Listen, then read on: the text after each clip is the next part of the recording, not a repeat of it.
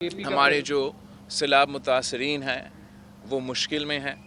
آج تک خاص طور یہاں کا دادو کا اور ارد گرد کے جو علاقے ہیں وہ سب سے زیادہ متاثر ہیں.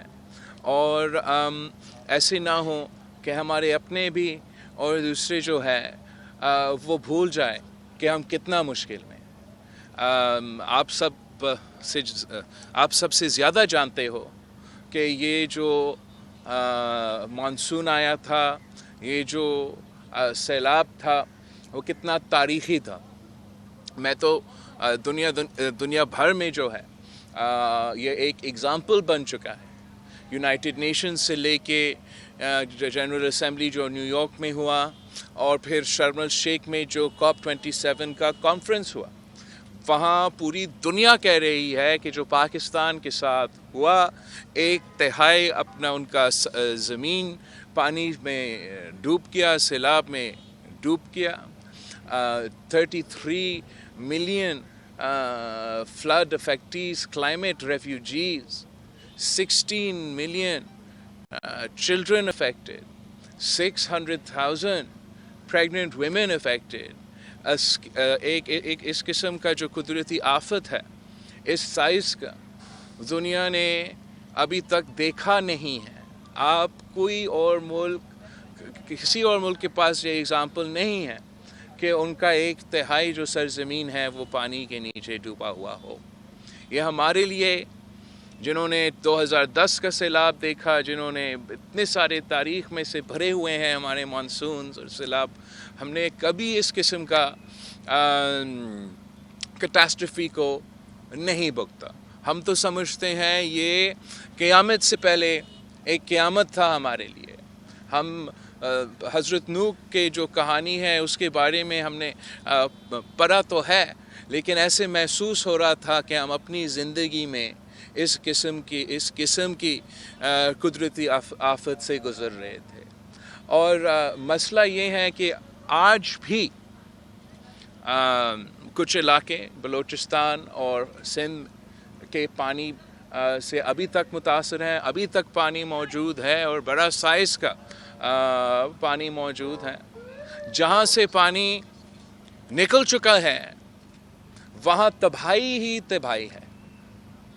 Millions of houses destroyed, 5 million acres of standing crop کھڑا فصل جو جب بارش ہو رہا تھا اس سیزن کا، اس کا نقصان اتنا لمبا عرصے کے لیے. اس لیے اتنا تباہی اور اتنا زیادہ پانی نکلنے کی، جو کسان تھا وہ تو اپنا فصل نہیں لگا سکا، جو مزدور تھا ان کے لیے کوئی مزدوری نہیں.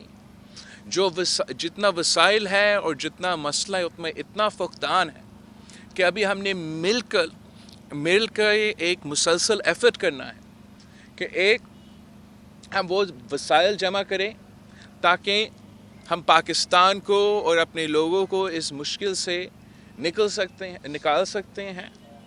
احساس ہے، جانتے ہیں کہ لوگ اتنا مشکل میں ہیں، اور جو کام ہم نے کرنا ہے وہ ایک دم سے نہیں ہوگا. یہ آہستہ آہستہ یہ سلسلہ چلے گا. لیکن امید یہ ہے، نیت یہ ہے، ہمارا جو پلان ہے، ہمارا جو مقصد ہے کہ جو ہر ایک سیلاب متاثرین ہے، جب ہمارا پروگرام ریکنسٹرکشن کے لیے، ریہیبلیٹیشن کے لیے مکمل ہو جائے تو ہم ان لوگوں کو جو سیلاب سے متاثر ہوئے ان کو اس پوزیشن میں لے آنا چاہتے ہیں کہ وہ کہہ سکے کہ ہمارا مدد کرنے کے بعد، ہمارا گھر بنانے کے بعد، ہمارا سرزمین کا ان کو اپنا زمین کا مالک بنانے کے بعد، ان کو اپنا ایگریکلچر انپوٹس میں مدد دینے کے بعد، ان کا جو ڈیولپمنٹ کے منصوبے ہیں اور جو انفراسٹرکچر پہ کام اب ہونا پڑے گا، یہ سب کام کرنے کے بعد کہ ہم ان کو اپنے پیروں پہ کھڑے کریں گے معاشی طور پہ انشاءاللہ تعالی. جب یہ سلسلہ، جو تھوڑا سا ٹائم لگے گا ہمیں یہ سلسلہ پورا کرنے میں، لیکن جب ہم یہ سلسلہ پورا کرتے ہیں تو انشاءاللہ تعالی ان کا معاشی حالت جو ہے وہ سیلاب آنے سے پہلے جو ان کا معاشی طاقت تھا اس سے بھی بہتر ہوگا. یہ ہمارا عزم ہے, یہ ہمارا مشن ہے انشاءاللہ تعالی. اور میں نے گری خدا بخش پہ بھی کہا اور آپ کے سامنے ایک بار پھر دہراتا ہوں کہ پورے ملک میں مسئلے ہیں. ہم نے یہ کام نہ صرف سندھ میں مگر گلگت بلتستان میں, جنوبی پختونخوا میں, جنوبی پنجاب میں, بلوچستان میں اور سندھ میں سیلاب متاثرین کو مدد کرنا ہے, ریکنسٹرکشن اور ریہیبلیٹیشن کروانا ہے. مگر ہم خوش نصیب ہے کہ ہمارا چیف منسٹر نے انتظار نہیں کیا, اور جیسے یہ مانسون کا سلسلہ چل رہا تھا اسی وقت چیف منسٹر سندھ صاحب نے مجھے جو ورلڈ بینک کا ڈائریکٹر ہے پاکستان کا اور جو ورلڈ بینک کا ڈائریکٹر ہے افغانستان کا, ان کے ادھر کوئی مسائل تھے, ان سے ملوایا. وہاں جیسے ہم اگست کے بیچ میں تھے اور ابھی تک پانی کا جو مانسون ہے وہ رکا نہیں تھا, اس وقت سے چیف منسٹر سندھ صاحب نے اپنا ٹیم کو کہا کہ جو گھر بنانے کا پروگرام ہے, جو اریگیشن کے پروگرامز ہیں, جو کمیونیکیشن انفراسٹرکچر کا پروگرامز ہے, جو غربت اور مہنگائی کا مقابلے کرنے کا پروگرامز ہے, جو غریب ترین لوگوں کو مدد کرنے کا پروگرامز ہے, آپ اس پہ کام شروع کریں. اور یہ کام جلدی شروع ہونے کی وجہ سے شکر الحمدللہ جب میں پچھلے بار امریکہ پہنچا تو ہم یہ سارے پروگرامز ورلڈ بینک کے بورڈ سے اپروو کروائیں, اور 1.7 بلین ڈالرز تقریباً $2 ارب کا جو قرض ہے سندھ حکومت کی طرف سے ورلڈ بینک سے لیا جا رہا ہے, تاکہ ہم جہاں تک گھروں کا سلسلہ ہے, جس کا بھی گھر کو نقصان ہوا ہو اور اس کا پورا سروے, جو سارے وفاقی ادارے ہیں اور لوکل ادارے ہیں اور یونائٹڈ نیشنز کے ادارے ہیں, انہوں نے ملک بھر میں سروے کیا ہے, جہاں جیو لوکیشن بھی موجود ہے, جہاں ان گھروں کا جو حالت تھا سیلاب کے بعد وہ تصویریں بھی موجود ہیں, اور ان کی ڈیٹا کے مطابق, ان کے میرٹ کے مطابق ہم انشاءاللہ تعالی ہر متاثر خاندان کو ایک سٹائپن دیں گے, تاکہ وہ سٹائپن کے ساتھ اپنا گھر کو بنا سکیں. ہم اس کے اوپر ان کو ایک بلا سود قرض دیں گے, تاکہ اگر وہ مزید کام کرنا چاہیں اپنا گھر کو بنانے کے لیے وہ بھی ان کو فائدہ ملے. لیکن اس پروگرام کا جو خوبی ہے, جو میں سمجھتا ہوں پیپلز پارٹی کا اپنا ایک نظریہ کے مطابق اور منشور کے مطابق ہے, وہ یہ ہے کہ جہاں جہاں لوگوں کے گھر کو نقصان ہوا ہے, اگر ان کے گھر صوبائی حکومت کی زمین پہ ہے یا وفاقی حکومت کی زمین پہ ہے, اور وہ نسلوں سے اس زمین پہ رہ رہے ہیں مگر وہ اپنے سرزمین کے مالک نہیں ہیں, ہمارا اسی پروگرام کے ساتھ ساتھ جہاں سٹائپن دیا جا رہا ہے, جہاں قرض دیا جا رہا ہے, اس کے ساتھ ساتھ ہم سیلاب متاثرین کو اپنے سرزمین کے مالک بنائیں گے, تاکہ پھر وہ زمین جو صوبائی حکومت یا وفاقی حکومت کا کوئی کام کا نہیں ہے, اور وہ اگر اس کے پاس ہو یا نہ ہو, وہ نسلوں میں انہی زمین پہ رہیں گے. لیکن اگر ہم ان کو ٹرانسفر کرتے ہیں تو ایک دم سے ہم اس خاندان کو, اس فیملی کو ایک اثاثہ دیں گے. اس اثاثہ کی وجہ سے ان کا جو معاشی قوت ہے اس میں اضافہ ہوگا. اگر وہ چاہتے ہیں تو وہ اثاثہ وہ رکھ کے آنے والے نسل کو دے سکتے ہیں, اور اس کا قیمت میں اضافہ ہوگا, اور اس سلسلے کے تھرو ان کو یقین ہوگا کہ ان کے جو آنے والے نسلیں ہیں ان کے پاس زیادہ اثاثے ہوں گے as opposed to their parents. اگر وہ چاہتے ہیں کہ اپنے اس اب ایسٹ جو اب ان کے نام پہ ہیں, ان کا گھر یا ان کا زمین بن چکا ہے, اگر اس کو کولیٹرل کے طور پہ استعمال کر کے اگر وہ قرض لینا چاہے, کوئی کاروبار شروع کرنا چاہے یا مزید اپنا زراعت میں کام کرنا چاہے, تو اس کے لیے بھی this will open up access to capital.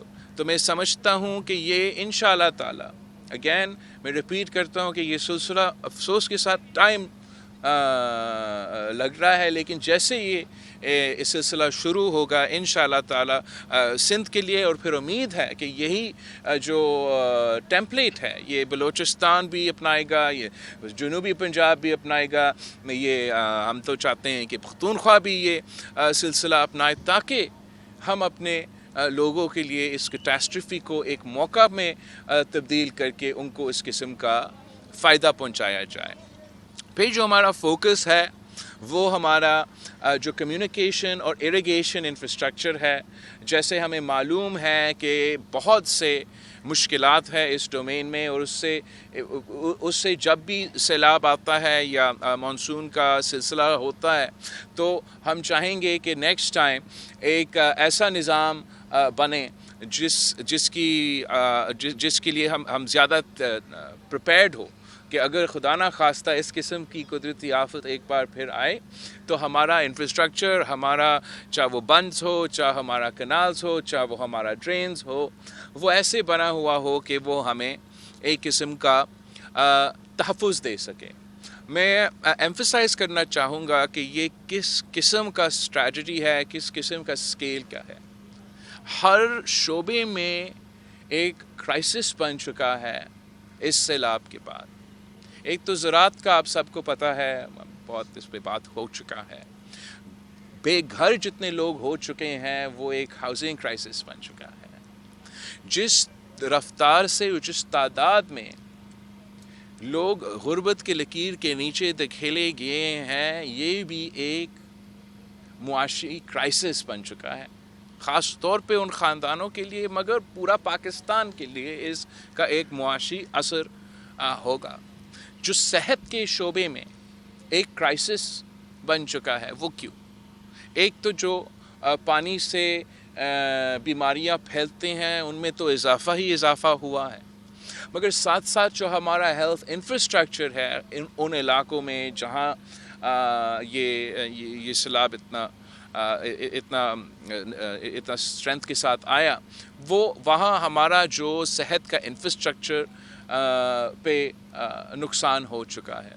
یہ ایک تعلیم کا کرائسس ہے، اس لیے صوبہ سندھ، میں صرف صوبہ سندھ کی بات کروں، باقی ملک میں بھی آپ کا تعلیمی ادارے کو نقصان ہوا ہے، لیکن صوبہ سندھ میں جو 50% ہمارا تعلیمی ادارے ہیں وہ یا ڈیمیجڈ ہے یا کمپلیٹلی ڈسٹرائیڈ ہے، اور یہ وہی جو 50% ہمارے تعلیمی ادارے ہیں ان میں ہمارے بچے 50% سندھ کے اسکول گوئنگ چلڈرن ان 50% جو تعلیمی ادارے ہیں ان میں جاتے ہیں، ان کا تعلیم پہ اثر ہوا ہے۔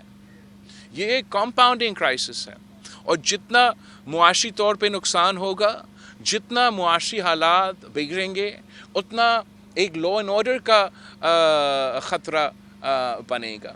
تو ہم چاہتے ہیں کہ جتنا سنگین یہ کرائسس ہے اتنا سنجیدگی کے ساتھ ہمارا وفاقی حکومت تو اپنی جگہ، صوبائی حکومتیں تو اپنی جگہ، لیکن ہمارے مخالف بھی اس کو اتنے سنجیدگی کے ساتھ لیا جائے۔ یاد رکھے کہ جب کووڈ کا پینڈیمک شروع ہوا تھا تو ہم بھی اپوزیشن میں تھے، اور ہم بھی بہت تپے ہوئے تھے کہ آپ نے عوام کے ووٹ پہ ڈاکہ ڈال کے ایک سلیکٹڈ کو ملک پہ مسلط کروایا۔ ہم نے تو پی ڈی ایم تقریباً اسی وقت بنایا تھا، اور ہمارا کیمپین کا جو سلسلہ تھا اسی وقت شروع ہونا تھا، لیکن جب ملک مشکل میں تھا، جب ایک اس قسم کا قدرتی نیچرل ڈیزاسٹر، تو کیا کہیں ہیلتھ کا ڈیزاسٹر بن چکا تھا، تو ہم نے وہ ساری چیزیں بھول کے قوم سے مخاطب ہوئے، وزیر اعظم سے مخاطب ہوئے، کہا کہ آپ پہلے سلیکٹڈ کہتے تھے، تو ہم نے کہا اب ان حالات میں جب ملک مشکل میں ہے، آپ وزیر اعظم ہو، آپ قدم بڑھائیں۔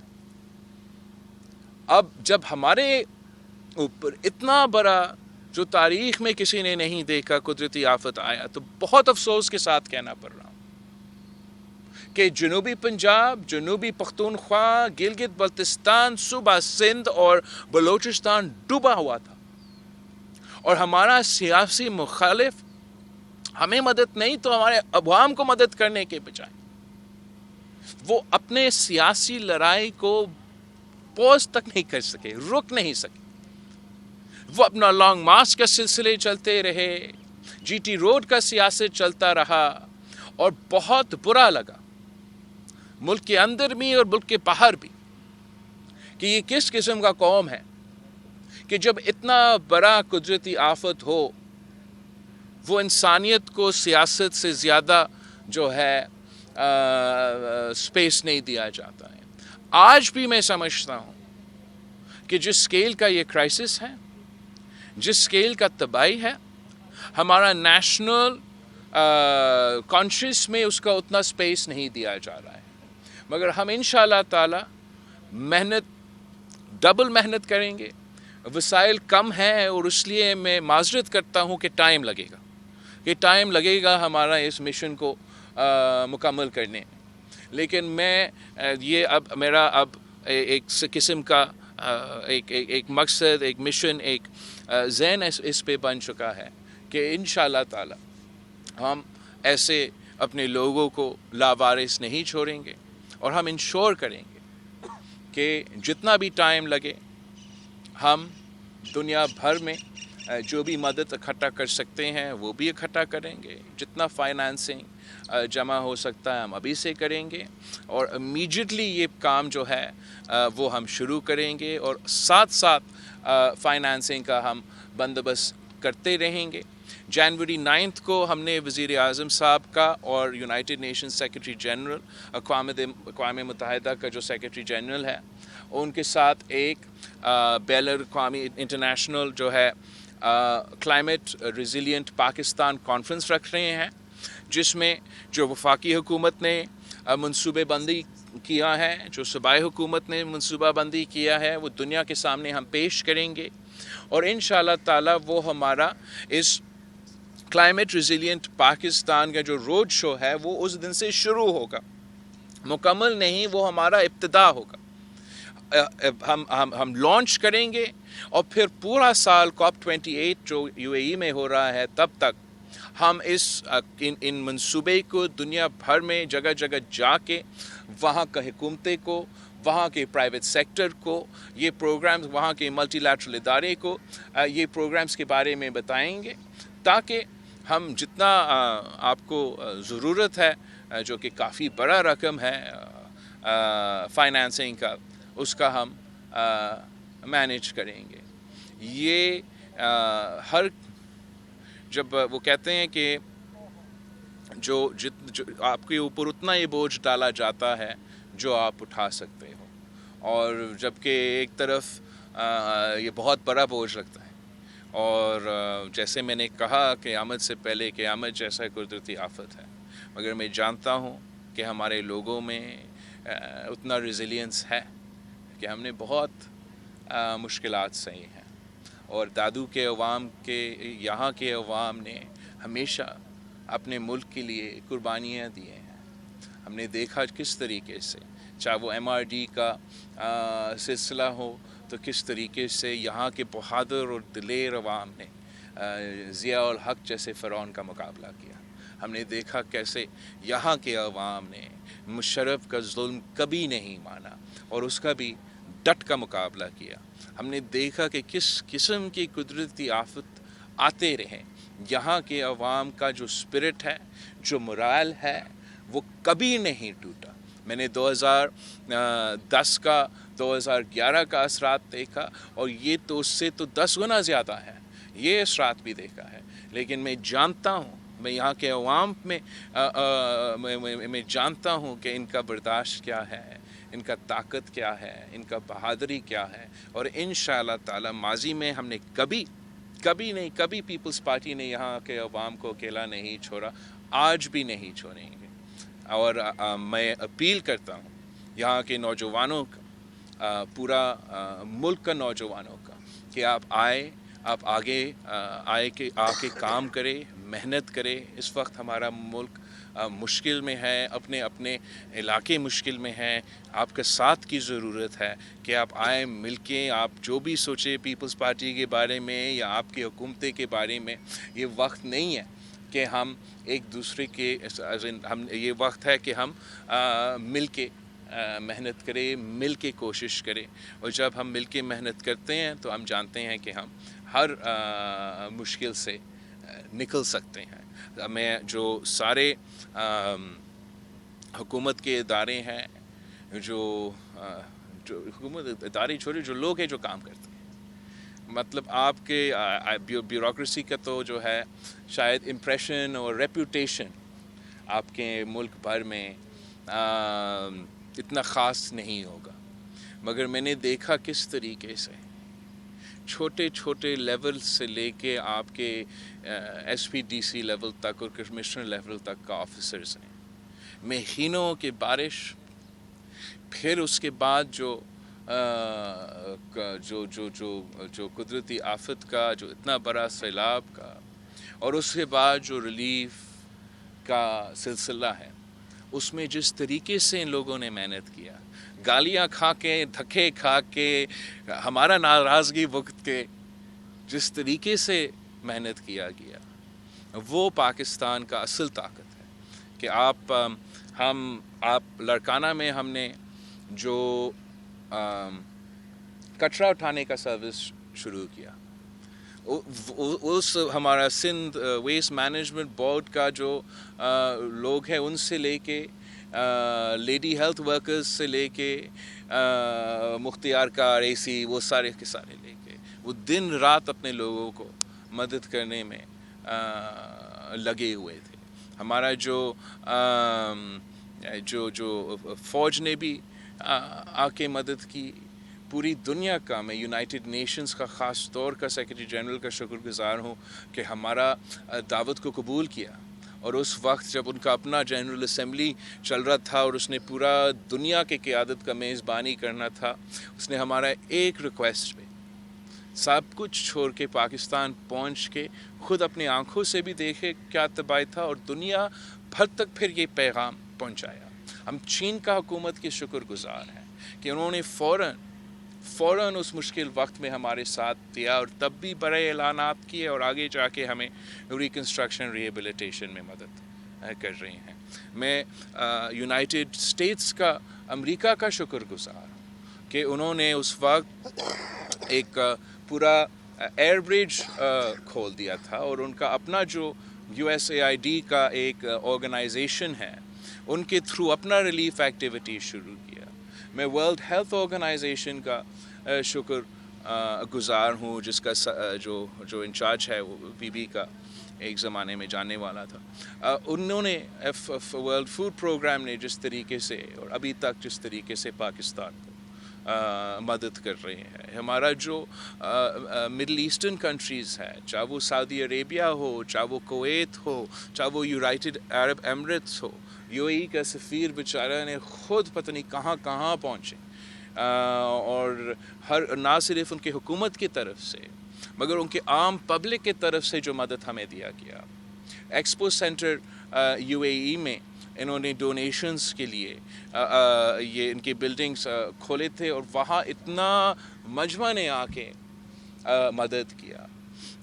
بہت سے ممالک ہیں, اگر میں ان کا ایک ایک ذکر کروں تو بہت ٹائم لگے گا, مگر دنیا نے پاکستان کو اس وقت اکیلا نہیں چھوڑا.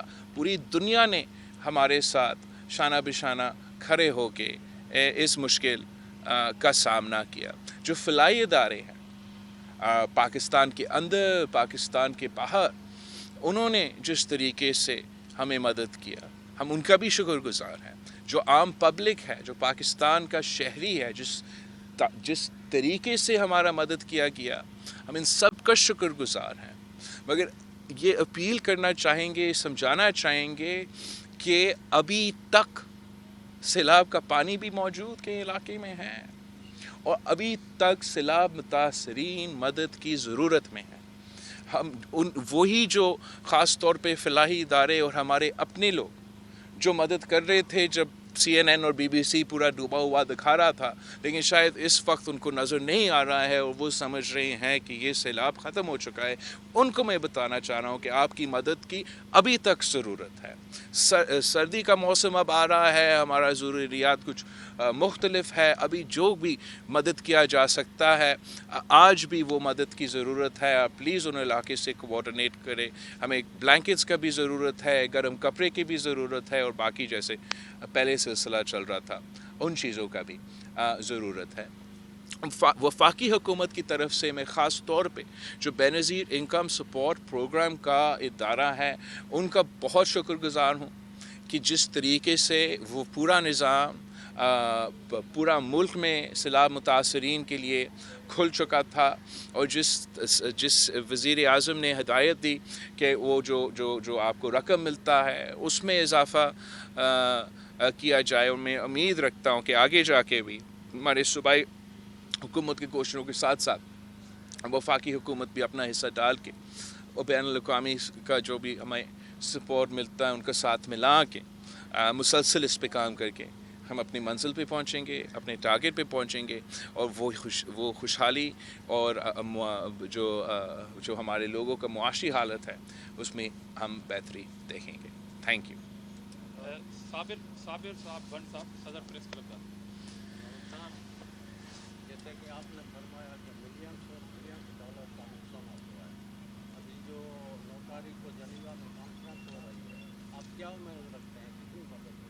तो मैं समझता हूँ कि जबकि बिलियंस का नुकसान हुआ है, और एक दिन में तो बिलियंस जैसे इकट्ठा नहीं होता, ख़ास तौर पे अगर मैं देखता हूँ कि दुनिया में जो मुआशी मुश्किलात है हर मुल्क के लिए, इसलिए हर मुल्क जो है वो कोविड का मुआशी मुश्किलात का मुकाबला जो है वो ख़ुद कर रहे हैं, फिर साथ साथ यूक्रेन और रूस का जंग हुआ है उसका मुआशी असरात है।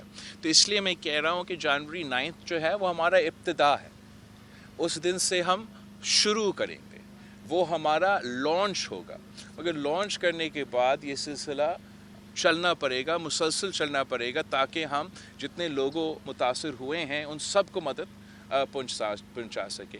मगर इसलिए कि इतना टाइम हो चुका है और मज़ीद टाइम बढ़ता जा रहा है, जितना हम इकट्ठे करते हैं, जितना हम मैनेज करते हैं, उससे हम काम शुरू करेंगे। साथ साथ हम अपना जो ये प्रोग्राम है जनवरी 9 पे लॉन्च करने के बाद मैं फिर अपना काम जारी रखूँगा, मुख्तलिफ़ ममालिक में जाऊँगा, और वो प्रोग्राम उनके पास ना सिर्फ उनके हुकूमती इदारे मगर जो उनके प्राइवेट इदारे हैं, जो प्राइवेट सेक्टर है, मतलब प्राइवेट इदारे क्या, उनसे जो मल्टीलैटरल ऑर्गेनाइजेशंस हैं, जो बैंक्स हैं, उनसे हम बात करेंगे, और उस तरीके से हम ये जो हमारा टारगेट होगा उसका हासिल करने की कोशिश करेंगे।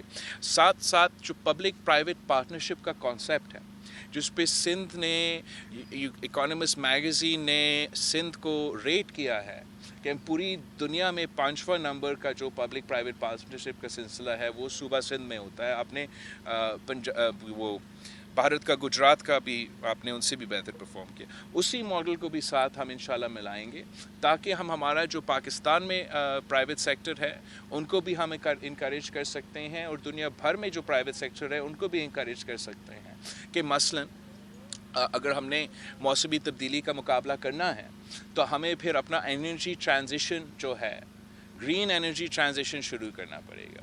वैसे पाकिस्तान में इतना महंगाई है, बिजली के बिल अगर कोई देखता है तो उनको एक तरफ बिजली आता नहीं है, दूसरे जब जितना आता है उसका बिल जो है वो बर्दाश्त से ज़्यादा है। तो हमारा मंसूबा है, हुकूमत का सोच है कि हम जो सोलर एनर्जी है और जो विंड एनर्जी है, जिसका कुदरती तौर पे सूबाए सिंध में हमारे विंड एनर्जी का एक कॉरिडोर भी है, और आम तौर पे जब मानसून नहीं है तो सूरज का कोई कमी नहीं है। इस सिलसिले में हम चाहते हैं कि एक पब्लिक प्राइवेट पार्टनरशिप के मंसूबे के थ्रू हुकूमत जो है वो ज़मीन दे के, और ज़मीन हुकूमत का एक वो हिस्सा बनेगा, और आगे जो प्राइवेट कंपनीज़ है, जो प्राइवेट सेक्टर है, वो आके सोलर जो जोन्स है वो बनाएंगे, ग्रीन एनर्जी जोन्स, जिसमें सोलर भी हो, जिसमें विंड भी हो, और उससे हम चाहते हैं कि हम सस्ता बिजली पैदा हो,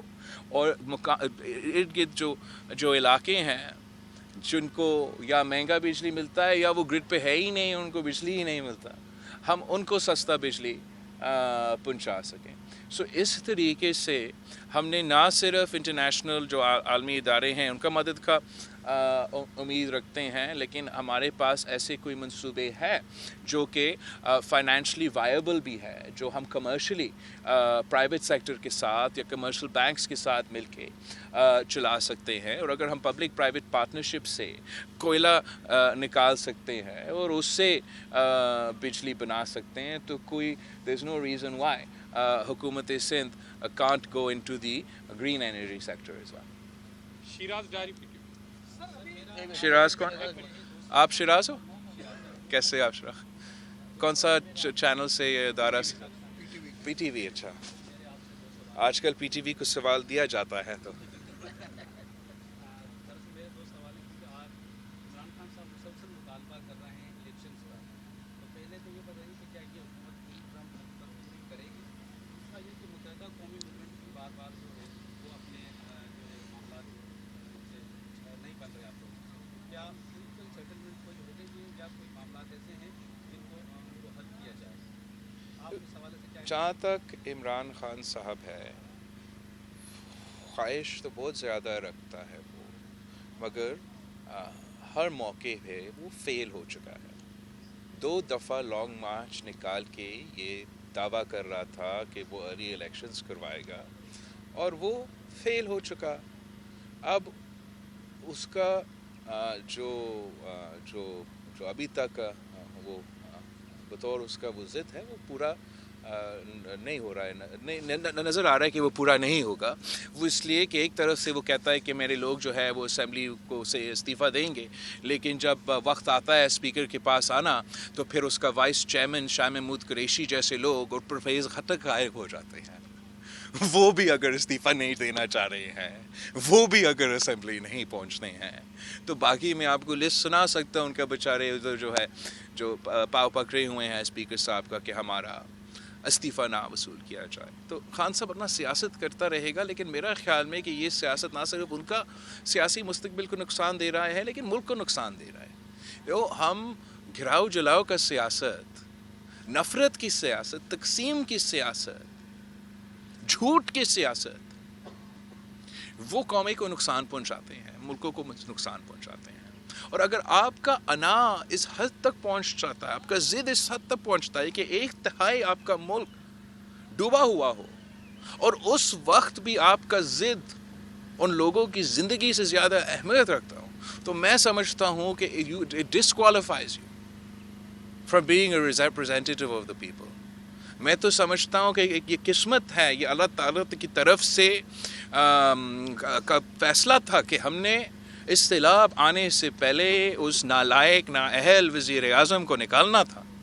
ہمارا خود خوش قسمتی ہے کہ ہم اس موقع میں تھے، بس it happens to ایسے سلسلہ ایسے چلا کہ جب یہ سیلاب آیا اور میں خود ایک متاثر علاقہ سے تعلق رکھتا ہوں اور میں ساتھ ساتھ ملک کا وزیر خارجہ، تاکہ میں پھر ان لوگوں کا صحیح نمائندگی کر سکا۔ اس نے تو جتنا وزیر اعظم ہوتا بھی ہم نے دیکھا، جب بیچ میں 2020 میں بھی مانسونز آئے تھے، ایک دفعہ بھی پہنچا نہیں۔ میرپور خاص کا حالات کیا ہے بطور وزیر اعظم؟ تو اس طور پہ میرے خیال میں کہ یہ اچھی بات تھی۔ ضد کا اس کا ارلی الیکشنز تو ہو نہیں سکتے ہیں۔ ایڈوائس یہ ہے کہ وہ آئے، پارلیمان میں بیٹھے، اپنا صحیح کردار ادا کرے۔ 6 مہینے اگر وہ وزیر اعظم نہیں رہا تو کیا قیامت ہو گیا۔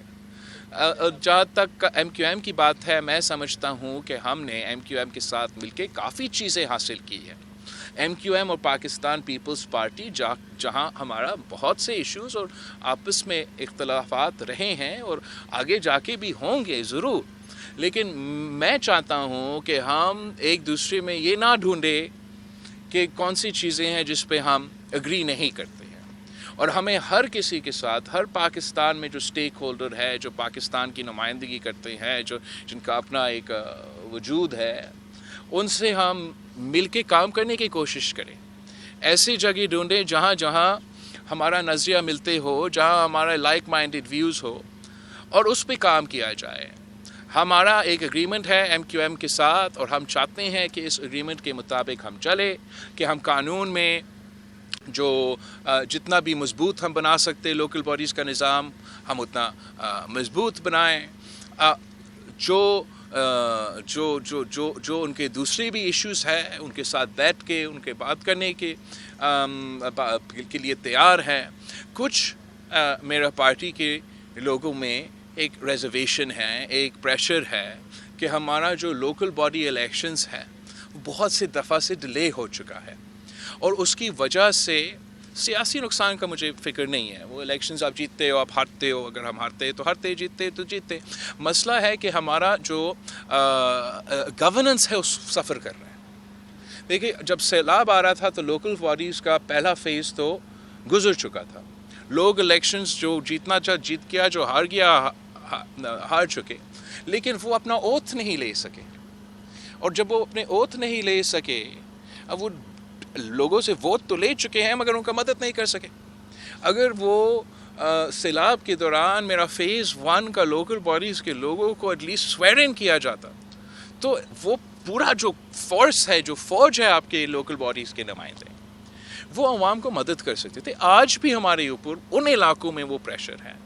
बाकी आपके यहाँ वैसे तो मैं जानता हूँ कि लोग निकल के मेहनत तो किया, लेकिन अगर हमारे नुमाइंदे मौजूद होते हैं सैलाब के मुतासरीन को मदद करने, उस वक्त भी हमें काम आता। और आज भी जिस स्केल का जो चैलेंजेस है उनको मदद करने में हमें एक किस्म का गुंजाइश मिलता है। तो हम तो हर चीज़ में, हर मौक़िफ़ पे MQM के साथ, दूसरी जमातों के साथ मिल के चलने के लिए तैयार हैं।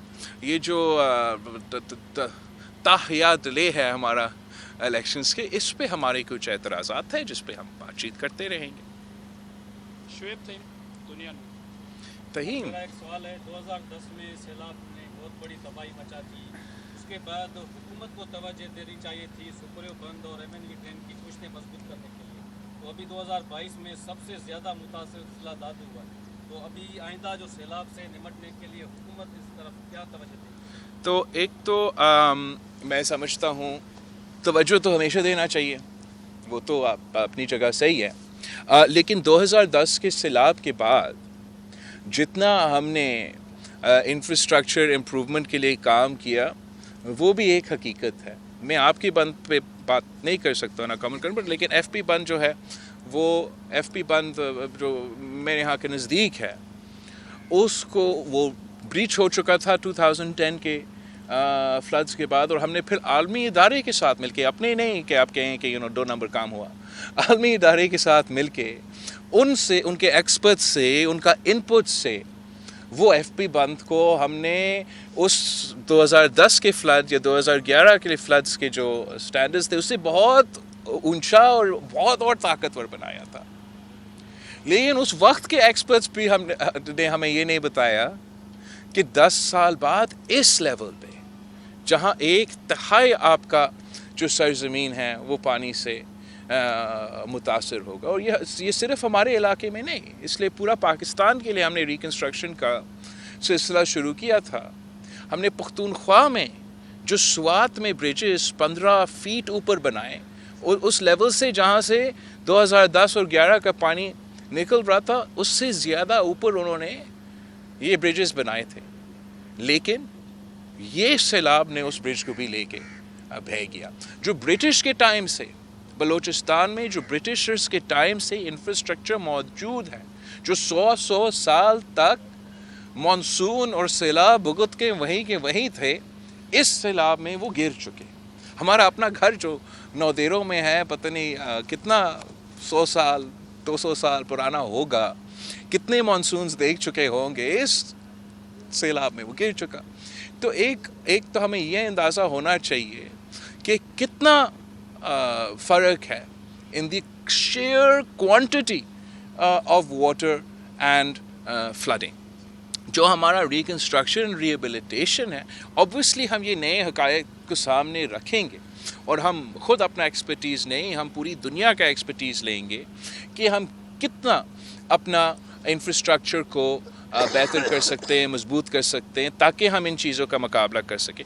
लेकिन ऐसा नहीं है कि हमें पता नहीं था कि कुछ कमज़ोरियां हैं, وہ تو تھا, ہمیں پتہ ہے کہ ہمارا ایل بی او ڈی میں اور آر بی او ڈی میں کیا کیا مسئلے ہیں, اور ہم نے چاہا بھی کہ ہمیں وہ وسائل دیا جائے تاکہ ہم یہ ایشوز کو ایڈریس کر سکیں. آپ اگر اٹھائے میرا 2020 کا جب میں نکلا تھا سیلاب کا, یہ جو اس وقت کا 2020 تھا یا 2020 میں جو مانسون ہوا تھا, تو اس میں بھی جب ہم نکلے وسائل کم تھے, تو ہمارا مطالبہ تھا کہ ہمیں ایٹ لیسٹ اپنا حق دیا جائے, کوئی ایکسٹرا پیسہ نہیں, کوئی اضافہ نہیں کیا جائے, لیکن ہمارا پورا شیئر دیا جائے این ایف سی کا, ہمارا پورا شیئر جو ہمارا اپنا پیسہ بھاریا ٹاؤن کیس میں سپریم کورٹ میں موجود ہے, جو کوئی ٹیکسز کا کیس میں سندھ حکومت کا کچھ پیسہ کسی اور کورٹ میں موجود ہے, اسی پیسہ کو ہمیں ایکسیس دو تاکہ ہم آر بی او ڈی اور ایل بی او ڈی کا جو ایشوز ہے ان پہ کام کر سکیں. ہمیں وفاقی حکومت اور ان سارے ادارے سے 2020 میں جواب ملا. اگر وہ کام ہم اس وقت شروع کرتے تو شاید تھوڑا فرق ہوتا, مگر اس لیول کا اوبیسلی ہم تب بھی نہیں سنبھال سکتے. آج بھی ہم وہی مطالبہ دہراتے ہیں کہ ہم یہ پورا انٹرنیشنل محنت تو کریں گے, لیکن دنیا دیکھ رہا ہے کہ آپ اپنا وسائل میں سے کتنا وسائل رکھ رہے ہو, اور جہاں ہمارا پیسہ, آپ کا پیسہ, سندھ کے عوام کا پیسہ آج بھی موجود ہے, وہ انٹرسٹ اکٹھا کیا جا رہا ہے کسی جوڈیشری کا اکاؤنٹ میں یا کسی اور اکاؤنٹ میں, وہ تو پیسہ ہمیں اس کام کے لیے دیتے, because the level and the scale of the infrastructure and the irrigation infrastructure جس کو ہم نے صحیح کرنا ہے, اس کے لیے ہمیں بہت وسائل کی ضرورت ہوگا.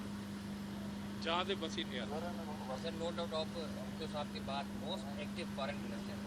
اچھا, اگر اتنا بڑا فلڈ آیا ہے سندھ تقریباً بڑا افیکٹ ہوا ہے سیلاب سے, پھر جو باہر کے ممالک ہیں اس حوالے سے آپ آئندہ چند روز میں اس کا آپ نے بولا کہ بہت ساری چیزوں کی ضرورت ہے, اس حوالے سے آپ نے کن کن ممالک سے اب تک رابطہ کیا, اور سب سے سوال میرا یہ کہ موجودہ جو سیاسی صورت حال ہے وہ ٹھیک نظر نہیں آ رہی. ایک جانب دہشت گرد پھر سے سر اٹھانے لگے ہیں, اور دوسری جانب ملک میں جو ایک سیاسی عدم استحکام ہے, تو مختلف سیاسی جماعتیں ہیں ان کے آپس میں اتنے گریویسز بڑھ گئے ہیں کہ ملک کو پچھلے کچھ ڈال دیا ہے.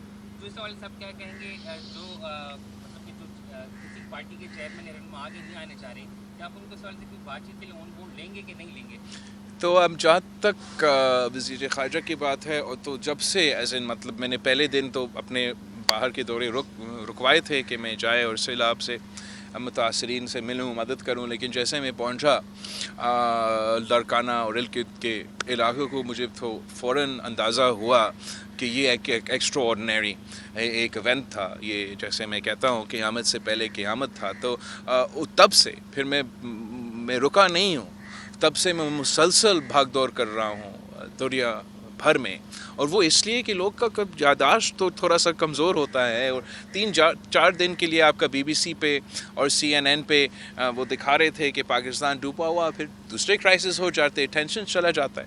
تو میرا پورا محنت یہی رہا ہے کہ میں دنیا بھر میں جہاں یوکرین کا اور روس کا جنگ چل رہا ہے اور اس کی وجہ سے معاشی مشکلات دنیا بھر میں ہیں. آپ سوچے جرمنی جیسا ملک میں لوڈ شیڈنگ ہو رہا ہے, تو ایک بہت مشکل وقت معاشی طور پہ ان کے لیے بھی, چین کے لیے جو کووڈ کا امپلیکیشنز ہے اس کے بعد جو معاشی حالات ہے وہاں بھی وہ اپنا بیلٹ ٹائٹننگ کر رہے ہیں. تو اس مشکل معاشی حالات میں مسلسل جگہ جگہ جا کے سیلاب متاثرین کی جو مسئلہ ہیں وہ ایک بار پھر ان کو یاد دلواتا ہے, مدد لینے کی کوشش کرتا ہوں. فائنانس کرنے کا جو طریقہ ہے وہ ہم اس سلسلہ میں ہم کوشش کر رہے ہیں, لیکن مجھے اندازہ ہے کہ یہ سلسلہ جیسے میں نے کہا ٹائم لے گا. جنوری 9 پہ ہم اپنا جو ابتدا کریں گے, لانچ کریں گے, اس کے بعد مزید کام کرنا پڑے گا. جہاں تک دہشت گردی کی بات ہے, all I can say is I told you so. مطلب آپ مجھے ایک دفعہ بتائے, جب یہ ایڈیوٹک سلسلہ چل رہا تھا, جب ملک اپنا خود نیشنل سیکیورٹی کے خلاف فیصلے لیا جا رہا تھا, تو میں اس وقت بھی کہہ رہا تھا کہ یہ دس از ریڈیکولس.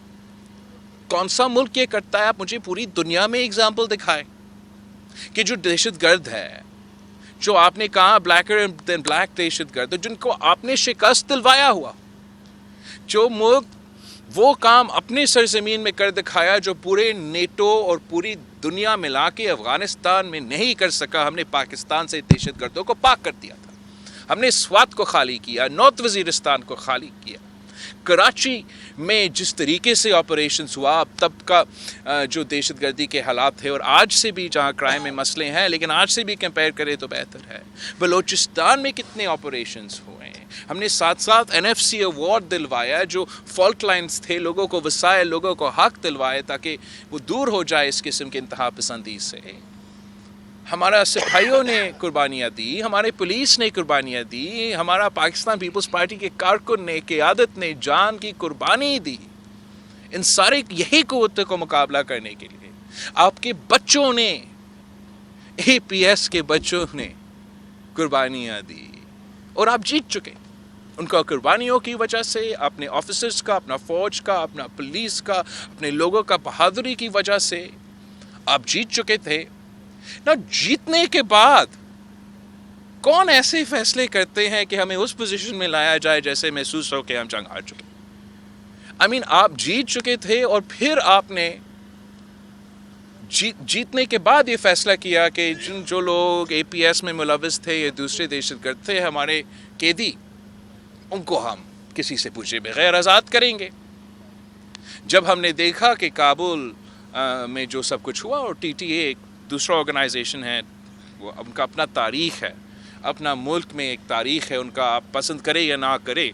तरीक़े तालिबान अफ़गानिस्तान एक हकीकत है, तरीक़े तालिबान पाकिस्तान एक फितना है, जिसका हमने मुकाबला करके शिकस्त उसका करवा दिया था।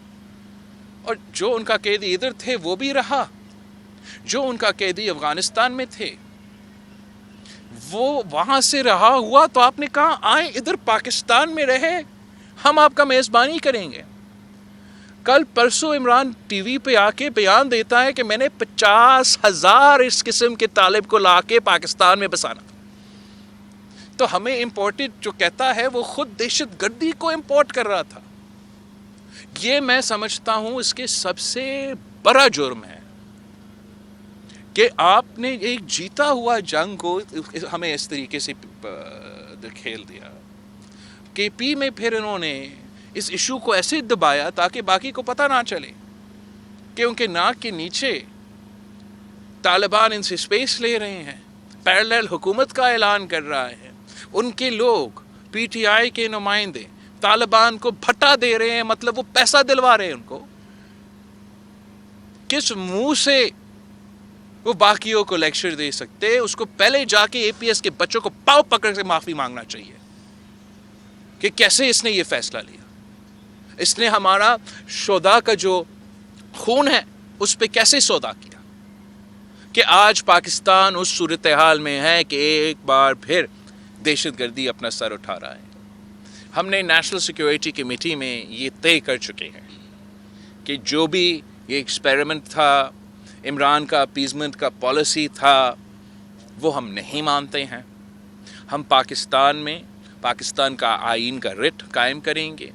जो दहशतगर्द है, जो दहशतगर्दी कर रहा है, करना चाहते हैं, उनके ख़िलाफ़ हम एक्शन लेंगे।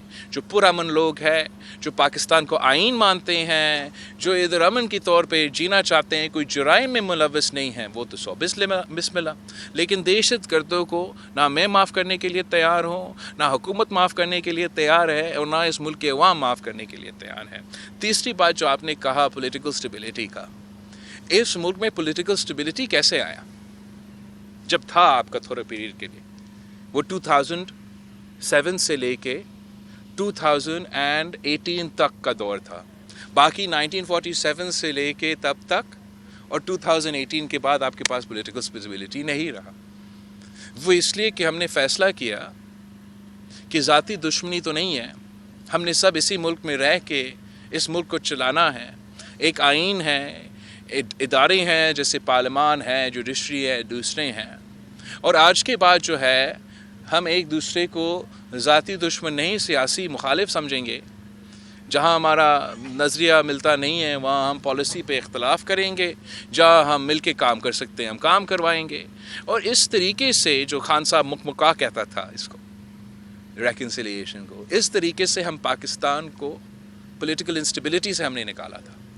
हमने आइन को कायदे अवाम का 1973 का शक्ल वापस दिलवाया, 18वीं तरमीम की सूरत में, हमने सूबों को उनका हक दिलवाया, हमने किसी एक सियासी कैदी को नहीं रखा, मीडिया को आज़ादी दिलवाया और पता नहीं क्या क्या काम किए, इसलिए कर सके। सीपैक सदर ज़रदारी ने मैनेज किया, लेकर आया, शुरू किया, बुनियाद रखा, मगर इसलिए कि पॉलिटिकल स्टेबिलिटी था और एक दूसरे की दुश्मनी नहीं कर रहे थे, तो उसी प्रोग्राम को मियाँ साहब ने आगे लेके चला। तो पॉलिटिकल इंस्टेबिलिटी इसलिए है कि इमरान ख़ान को सपोर्ट किया गया गैर आईनी तरीके से और एक सियासतदान नहीं पाले गया, एक फैशिस्ट आदमी को सपोर्ट किया गया, पूरा मुल्क में आर्टिफिशली उसको पे मुसलत किया गया और वो अपने अना और अपने ज़िद से आगे नहीं देख सकते। तो मेरा ख्याल में मैंने निशानदेही की है कि अगर पॉलिटिकल स्टेबिलिटी चाहते हैं या वो आके पार्लियामान में बैठ के सियासतदान बने, जमहूरी सियासतदान बने और ऐसे इस निज़ाम के तहत चले, या नहीं तो इलाज भी है हमारे पास, वो बाद में बताता हूँ आपको। निज़ामुद्दीन शेख निज़ामुद्दीन शेख लोगों के जो मसाइल हैं वो महंगाई है। बिल्कुल सही। ठीक है, आपने एहतजाज किया, पीटीआई को अलविदा करवा दिया, उसके बाद भी जो है ना महंगाई और भी बढ़ी। बिल्कुल सही। तो ये मसाइल आप कैसे हल करेंगे? तो मैं एक तो हमने जब जिद्दोजहद किया इस सिलेक्टेड हुकूमत के ख़िलाफ़, तो कुछ बुनियादी चीज़ें थे जिसकी वजह से हम ये एहतजाज कर रहे थे। एक जो हमारा जमहूरियत को, हमारा आज़ादी को, हमारा पार्लिमानी निज़ाम को, हमारा सूबाई ख़ुद मुख्तारी को, हमारा जो NFC अवार्ड है, इन सब के आइलैंड्स के पीछे भी पड़ गए थे। तो जो हमारा हक पे टाके मारे जा रहे थे उसका हमने सिला करना था, सही करना था, और साथ साथ तो मुआशी बहरान था। और हम जिस मुआशी बहरान के ख़िलाफ़ एहतजाज कर रहे थे वो इमरान का पैदा किया गया मुआशी बहरान था। मसला सिर्फ तब आया जब इमरान को, और अगेन ये ऐसे एक कदम था जो हमारे सोच से बाहर है कि कैसे एक वज़ीर आज़म ये कदम उठा सकता है, कि निकलने से पहले इमरान ने अपना किया गया जो वादे थे आलमी इदारे के साथ वो तुरवाए, पाकिस्तान को दिवालिया बना दिया, डिफ़ॉल्ट के ख़तरे में धकेल दिया, और ऐसे सूरत हाल हमने कभी पाकिस्तान की तारीख़ में नहीं देखा जो मुआशी तौर पे उस मुश्किल में थे। तो शुक्र अल्हम्दुलिल्लाह वज़ीर आज़म और वज़ीर आज़म का फ़ाइनेंशियल टीम ने हमें उस मुश्किल से बचा दिया, मगर उस कदम की जो बोझ है, उस जो फ़ैसला है, उसका जो बोझ है वो हमारा आम आदमी को उठाना पड़ा और उठाना पड़ रहा है, महंगाई की सूरत में, खाने पीने के अशिया की सूरत में, बेरोज़गारी की सूरत में। और फिर उसके बाद जब आपने बचा दिया और उम्मीद ये था कि हमारा जो चूल्हा वो फिर से चलेगा और पाकिस्तान की मीशत एक सही सिमत पे चलेगा, ऊपर से ये कुदरती आफत जहाँ 1/3 आपका सरजमीन जो है वो पानी में डूबा हुआ। तो इससे हम इनकार नहीं कर सकते कि मुआशी बहरान है, मगर ये सोचना पड़ेगा कि इस मुआशी बहरान से निकलने के लिए हम किस पे एतमाद करते हैं। अगर मैं अपने पीपल्स पार्टी के लोगों से पूछता हूँ कि इस वक्त, इस मौके पे, इस मोर्चे पे आप क्या समझते हो, ये जो वज़ीर आज़म साहब और वज़ीर आज़म साहब के फ़ाइनेंशियल टीम ये मुश्किलात संभाल सकते हैं, या वो आदमी जिसने ये मुआशी बहरान पैदा किया, जिसने ये नुकसान किया? तो मेरा ख्याल में सब कहेंगे कि हम इमरान ख़ान का जो 4 साल का गंद है वो चंद महीनों में तो वज़ीर ख़ज़ाना सही नहीं कर सकेगा, उसको थोड़ा सा हमें मौका भी देना चाहिए कि वो हमें इन मुआशी मुश्किलात से निकाल सके। हम ज़रूर अपने तजवीज़ दे सकते हैं, अपना राय दे सकते हैं, जो कि हम मुसलसल देते रहते हैं। और इस वक्त भी हम समझते हैं कि 2 अहम चीज़ें हैं। एक जो ये सैलाब आया है, इसको एक कैटास्ट्रफी से एक मौका में तब्दील किया जाए, और सैलाब मुतासर इलाके जो गिलगित बल्तिस्तान, जनूबी पंजाब, जनूबी पख्तूनख्वा, सिंध और बलोचिस्तान में मज़ीद इन्वेस्ट किया जाए, एक्स्ट्रा इन्वेस्ट किया जाए, ताकि हम उन लोगों को भी निकाल सके मुश्किल से और हमारा मईशत को फ़ायदा दे सके। और दूसरा, पाकिस्तान का मईशत का बैकबोन हम सब सुनते आ रहे हैं कि ज़राअत है। बहुत अफसोस की बात है कि जब पीपल्स पार्टी ने हुकूमत छोड़ा तो हम दुनिया को पाकिस्तान का जो चीज़ें थे वो बेचते थे। हम पाकिस्तान का गंदम, पाकिस्तान का चीनी, पाकिस्तान का जो पैदा किए गए चीज़ें थे हम पूरी दुनिया भर में बेचते थे, और इस वक्त हम वो सारी चीज़ें इंपोर्ट करते हैं। हमारा राय है अगर हम ये यूक्रेन और रूस के फार्मर्स को डॉलर्स में पे करने के बजाय हम उसी पैसा रुपीज़ में अपना फार्मर्स पे इन्वेस्ट करते तो हम एक बार फिर ज़राअत को भी मजबूत कर सकते हैं, हमारा जो किसान हैं उनको मदद कर सकते हैं, एक्सपोर्ट्स में इजाफा कर सकते हैं और पाकिस्तान की मीशत को सही सिमत पे लेके जा सकते हैं। और हमारा जो NSC मीटिंग हुआ कल, उसमें मीशत भी एजेंडा पे था, और उस मीटिंग के कंक्लूजन में इस बात को डॉक्यूमेंट में शामिल किया गया कि ज़राअत पे हम फोकस करेंगे। और अगर मुझे देखना है और इलाके जो मुतासर हुए हैं, घर जो टूटे हैं, आपके सवाल जवाब तो हर किसी टाइम पे। सर लास्ट क्वेश्चन फ्रॉम केटी निजाम। केटी हैं? अच्छा ज़रूर। कैसे आप भाई, खैरियत से हो? दुआ करता हूँ पहले तो हमारा मुल्क जो है वो तरक्की करे, मगर ये अफवाहें सुन रहे हैं कि डिफ़ॉल्ट में जा रहा है पाकिस्तान। पहला तो यही बात, उसका ज़िम्मेदार कौन है, सियासी कशमकश है, क्या है? और दूसरा ये कि ये सैलाब जो आया, अरबों खरबों का नुकसान तो हुआ है, ठीक है, मगर इसमें मुखालफिन ये भी उंगलियां उठा रहे हैं कि सैलाब मिसमैनेजमेंट का भी है। आप क्या कहें? पहले जहाँ तक मैं कहूँगा कि मुआशी बहरान ज़रूर है, इस वक्त हम डिफ़ॉल्ट के ख़तरे में नहीं हैं। ज़िम्मेदार तो वही शख्स है जिसने अपने हाथों से हमारा मीशत का गला घोटा, जिसने ख़ुद वो फैसले लिए अपने कुर्सी को बचाने के लिए, जिससे पाकिस्तान की क्रेडिबिलिटी आलमी इदारे में भी उसको नुकसान पहुंचाया, और हम वाकई डिफ़ॉल्ट की तरफ हमें धकेला गया। तो इस वक्त हम मुआशी बहरान में हैं। जहाँ तक सियासी मुखालिफिन हैं, मैं उनका क्या कहूँ, एक तरफ यूनाइटेड नेशंस है, एक तरफ एंटोनियो गुटेरेस है, एक तरफ COP27 का शर्म अल शेख में पूरी दुनिया का क्लाइमेट एक्सपर्ट्स है, और दुनिया के साइंसदान है।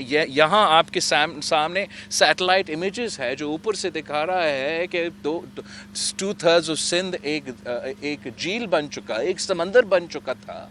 तो इन लोगों के में वो अक्ल ही नहीं है, इनको पता ही नहीं है।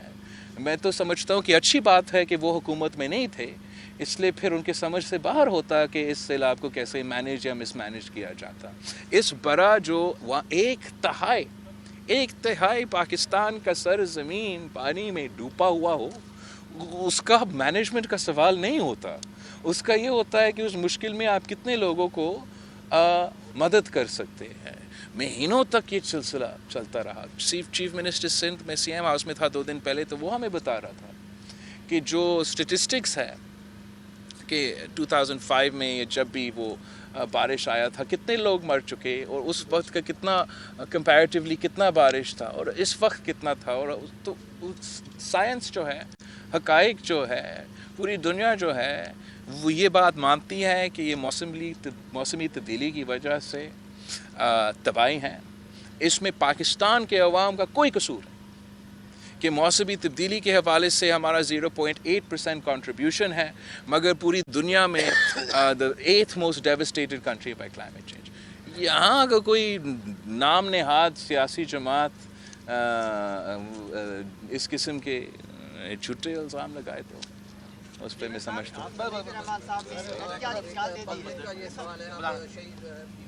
बेटे हैं वो पब्लिक का ये सवाल है कि हमारे बिलावल भुट्टो साहब कब दूल्हा बनेंगे और कब जब हम उनको बचाएंगे।